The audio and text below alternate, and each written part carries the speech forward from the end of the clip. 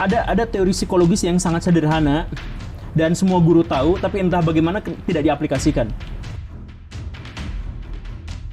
Otak itu hanya akan mengingat sesuatu yang penting dan bermakna.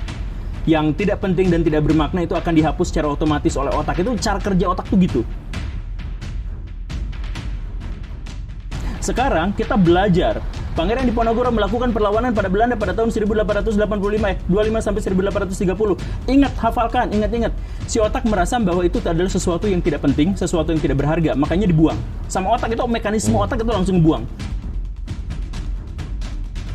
Akhirnya kita itu tertekan, stres untuk belajar hal itu, dan ketika kita beres ulangan, kita bahkan tidak lagi ingat pelajaran-pelajaran di sekolah. Dan kita merasa bebas. Sistem kerja otak sendiri dirusak atau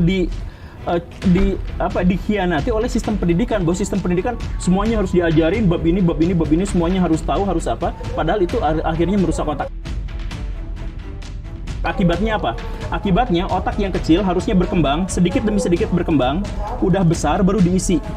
Otak tuh harusnya gitu. Jadi otak tuh ibarat wadah karet, betot-betot sampai agak gede, terus ini membutuhkan waktu yang lama, baru diisi dengan ilmu pengetahuan. Seharusnya. Kita, otak masih kecil sejak kita SD, dimasukin dijejel-jejel sampai pecah. Makanya pas SMA, pas kuliah, kita udah gak semangat lagi belajar. Di setiap kelompok itu ada kesalahannya. Jadi kalau misalkan kita hidup dalam satu kelompok, kemudian menganggap bahwa kelompok itu suci, paling baik, paling benar, dan sebagainya, tuh. maka itu menjadi sebuah kesalahan, itu musyrik, itu asobiah, itu gak boleh seperti itu. Perbedaan itu bukan berarti kita berpecah belah. Betul. Perbedaan itu adalah membuat akhirnya kita hidup sebagai masyarakat yang beradab. Peradaban sebuah masyarakat itu muncul gara-gara perbedaan-perbedaan itu dikelola dengan baik, gitu. Orang-orang yang lemah itu adalah orang-orang yang sangat terikat pada identitas komunal mereka. Sehingga mereka akan benar-benar sangat sensitif pada isu-isu yang menerpa identitas komunal mereka. Oke.